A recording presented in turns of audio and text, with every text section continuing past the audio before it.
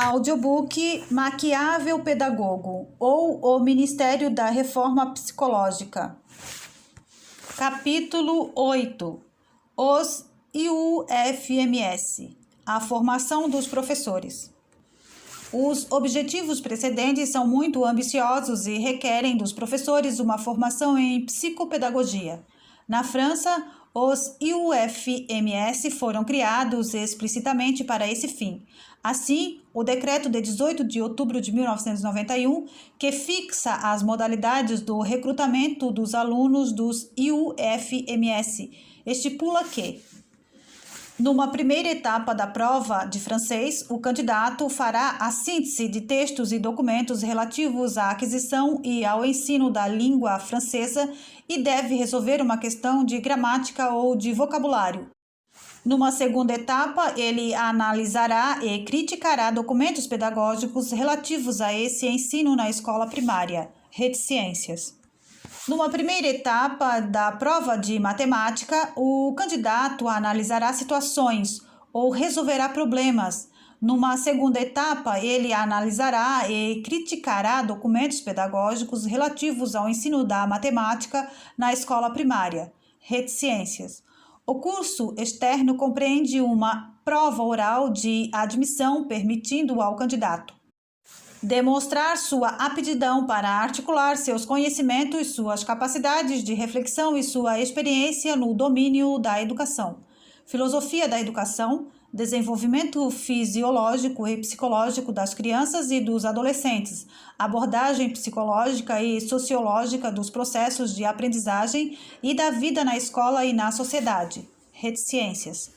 Cada uma dessas provas do segundo concurso interno possibilita verificar se o candidato avalia corretamente as abordagens didáticas e os procedimentos pedagógicos relativos ao ensino na escola primária da disciplina da prova e se ele domina os conhecimentos científicos necessários. A prova consiste na análise de documentos pedagógicos relativos a questões que necessariamente fazem referência aos conteúdos ensinados pela escola primária no âmbito de cada disciplina. Os IUFMS franceses integram, portanto, um projeto mundial de formação de professores sustentado por pedagogias ativas e que visa modificar profundamente o papel da escola. Como já se pode pressentir, a promoção dos novos conteúdos, valores, atitudes, concepção de mundo e a sua integração dos planos de estudo implicam uma revisão vasta e profunda do sistema educacional, já que isso afeta a um só tempo as estruturas, a formação de professores, as atitudes e as mentalidades.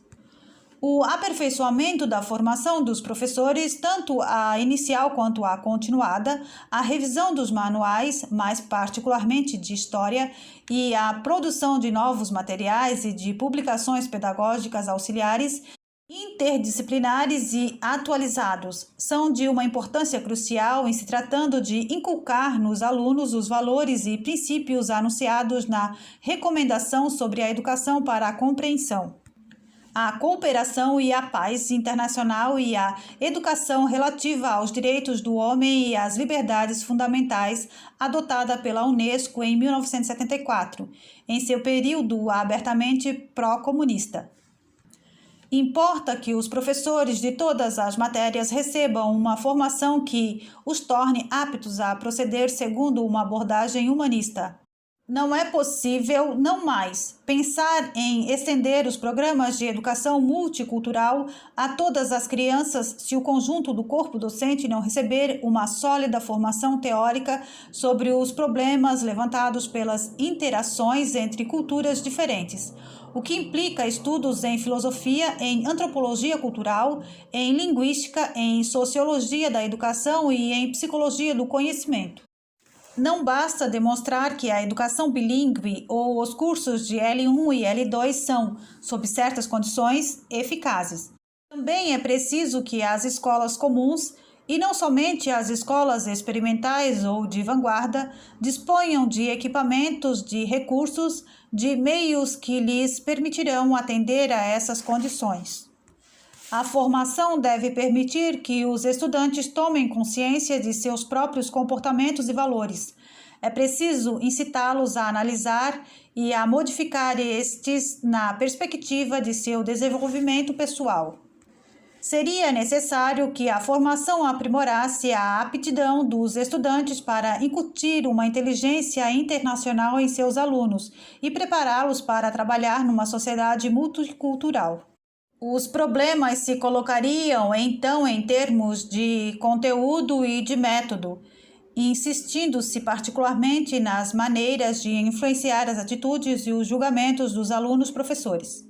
A reflexão se apoia nas características de um programa de formação pedagógica cujo objetivo é preparar o futuro professor para exercer sua profissão em uma escola cada vez mais multicultural. Esse contexto, contudo, cria um espaço privilegiado no qual se pode lutar contra esses elementos negativos, acelerar as iniciativas em curso no campo da educação para uma sociedade multicultural, incluindo aquelas que tangem à formação dos professores e se baseiam no pluralismo cultural e na equipação das oportunidades. Todos, dos diretores e administradores aos empregados de escritório e os demais não docentes, têm necessidade de uma reciclagem no que concerne ao interculturalismo. Esse grupo empregou, em seguida, um certo número de estratégias visando a vencer a resistência à mudança e propôs modelos de programas de formação de pessoal. A formação de pessoal docente pretende igualmente abri-los às inovações permanentes em matéria de pedagogia e conteúdos educativos e fazer deles agentes dóceis de políticas educativas cada vez mais revolucionárias. Quaisquer que sejam as mudanças visadas nos sistemas educacionais, haverá sempre a necessidade da estreita cooperação dos professores para preparar e executar essas reformas e inovações. A contribuição e a aceitação por parte dos professores dessas mudanças são uma condição necessária para sua difusão e eficácia. Tornou-se evidente que a formação dos professores deveria ter laços mais estreitos e mais bem organizados com a pesquisa educacional, tramadas na França por meio dos IUFM. A concepção dos currículos e a produção de materiais pedagógicos de tal modo que, ao longo de suas carreiras, possam os professores ser parte ativa no processo complexo graças ao qual as inovações pedagógicas vêm à luz, mesmo no modesto nível da prática do ensino, e se difundem. Abordamos ainda o tema da formação contínua dos professores, dos diretores e de outros profissionais de ensino dos sistemas educacionais, em nada diferindo do tema dos IUFMS, e já tendo sido por nós encontrado várias vezes, trataremos rapidamente do assunto. O doutrinamento e a manipulação devem tornar-se permanentes e não se limitar à formação inicial. A introdução nos programas dos temas de educação com vocação internacional, a elaboração de manuais escolares e guias sobre esses temas para os professores são mencionados por muitos países. Essas atividades são sustentadas por toda uma série de pesquisas, de que participam as universidades e por seminários e colóquios de especialistas. Numerosos países mencionam o seu interesse pelas publicações das Nações Unidas e da Unesco sobre esses temas. A reciclagem para preparar os professores para essas novas tarefas é uma preocupação comum a muitos estados. Pedagogias ativas e manipulações psicológicas nas salas de aula. No término de sua formação, os professores devem ensinar o novo currículo com a ajuda de pedagogias ativas, escondendo-se atrás dos direitos humanos, cuja definição eles se furtam a dar, direitos que, estendidos, dissimulam as reivindicações comunistas. Os psicopedagogos querem inculcar em seus alunos uma mentalidade coletivista. Ao procurar formatar as atitudes de seus alunos, os professores confrontam-se com uma das tarefas mais difíceis. Quais são os métodos de ensino mais adequados para conduzir ao sucesso? O ponto fundamental cabe à escola, que deve colocar em prática o que ela prega. Segundo as palavras da compilação de sugestões da Unesco, o ensino dos direitos humanos deve andar a par da prática cotidiana dos direitos e dos deveres da vida cotidiana. Assim, a atmosfera de uma escola deve ser aquela de uma comunidade na qual todos os indivíduos recebam o mesmo tratamento. Os princípios dos direitos do homem devem ser visíveis na organização e na conduta da escola, nos métodos utilizados nas salas de aula, nas relações entre os professores e os seus alunos e entre os próprios professores, assim como em sua contribuição para o bem-estar de toda a comunidade extraescolar. As atividades práticas, pedagogias ativas, são mais eficazes que o ensino passivo, com os alunos colados às carteiras, sobretudo se há nos alunos um manifesto interesse pela comunidade local. Se uma atividade desse tipo não for possível, devem ser recomendadas atividades de substituição tais como o jogo e a simulação-dramatização. Assim, a formatação das atitudes e a aquisição do know-how tornam-se indissociáveis dos métodos de ensino utilizados. Os conselhos de um grupo de pares podem ser propostos pelo psicólogo escolar, em lugar de uma intervenção preventiva. Os valores podem ser transmitidos graças aos novos meios de comunicar. Os valores não são transmitidos pelo estudante quando são impostos, mas sim quando experimentados e apreciados na vida cotidiana. Entre os novos meios de comunicar valores há, por exemplo, a dramatização e o trabalho em grupo, onde os valores podem ser apresentados ao estudante de uma maneira mais experimental e mais compreensível. Pesquisas realizadas com alunos pertencentes a um extenso leque de países desenvolvidos ou em vias de desenvolvimento mostraram que, em geral, os ensinamentos recebidos na escola têm pouca influência sobre as crenças anteriores. Os alunos podem seguir com sucesso os ensinamentos dispensados pelo sistema educacional e obter seus diplomas sem, contudo, relacionar esses ensinamentos com suas ideias anteriores, nem considerá-los úteis ou necessários para guiar na sua vida cotidiana. A importância do envolvimento das ideias anteriores do aluno no processo educacional está agora em vias de se tornar mais amplamente aceita. Ao invés de ser ignoradas, essas ideias são cada vez mais consideradas como recurso para o ensino. Além disso, o próprio ensino é concebido com o intuito de mudar as crenças do aluno e desenvolver modos alternativos de compreensão das situações. Além do reconhecimento da importância do envolvimento dos conhecimentos e crenças anteriores do aluno, essa nova perspectiva sobre o ensino insiste igualmente sobre a centralidade do aprendiz no processo do ensino. A maior parte dos ensinamentos, para serem assimilados, exigem indivíduos que tenham fortes motivações para aprender e que sejam ativamente envolvidos, física ou mentalmente, no tratamento de informações. Sob tais condições, os ensinamentos podem reorganizar as ideias dos alunos e agir sobre elas. O reconhecimento da centralidade e da responsabilidade dos alunos em seu próprio ensino orienta a reforma que conduz a ambientes de ensino mais abertos e mais flexíveis, no âmbito da escola e da formação permanente. Tais ambientes de ensino enfatizam as seguintes características: dar aos alunos a possibilidade de negociar e de fixar os próprios objetivos, engajamento; fornecer acesso flexível e aberto aos recursos; insistir mais sobre os ensinos experimentais; utilizar nos programas de aprendizagem novas tecnologias e outros recursos de maneira interativa e não transmissiva; fornecer possibilidades de esclarecer ideias e perspectivas novas e alternativas, bem como refletir sobre isso, quer essa atividade se dê individualmente ou em grupo, por meio de discussões e debates. Insistir mais na ação como resultado dos ensinamentos, isto é, opor o que os jovens podem fazer ao que eles podem conhecer.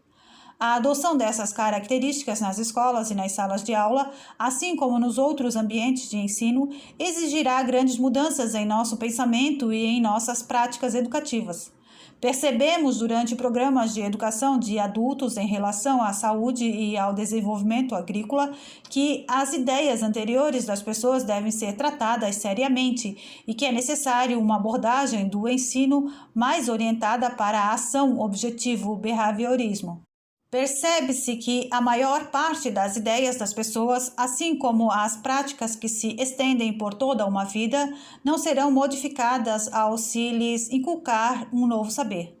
A experiência prova que, para ocorrer uma mudança, as crenças precisam ser reveladas e reconhecidas, e que as mudanças têm mais chances de se produzir quando as pessoas estão envolvidas nos programas de ação nos quais tarefas são empreendidas. Essa última citação de importância capital revela os objetivos reais da pedagogia centrada no aluno, centramento do aluno. Um projeto mundial. Os IUFMS franceses integram, portanto, um projeto mundial, tal como mostram as citações precedentes, em particular aquelas extraídas da Declaração Mundial sobre a Educação para Todos. A fim de resolvê-los, cabe a nós não somente reconhecer a interdependência dos diversos setores de nossa economia e de nossa vida cotidiana, mas também admitir a necessidade de adotar novas abordagens e novas atitudes. A sociedade futura deve poder contar com seu sistema educacional para os inculcar, se quisermos encontrar soluções válidas para esses múltiplos problemas. Ao mesmo tempo, é necessário que compreendamos que esses problemas não são somente interdisciplinares, mas também internacionais e que eles não podem, portanto, ser resolvidos em nível nacional. As iniciativas de formação de professores em nível exclusiva e meramente nacional não bastam. Não podem dar suficiente impulso para a compreensão internacional desejada pela Unesco, tanto no domínio da pedagogia como no da ética e dos direitos humanos. O ponto mais importante é que deveria haver um currículo universal, internacional e padrão, estabelecido sob os auspícios das Nações Unidas.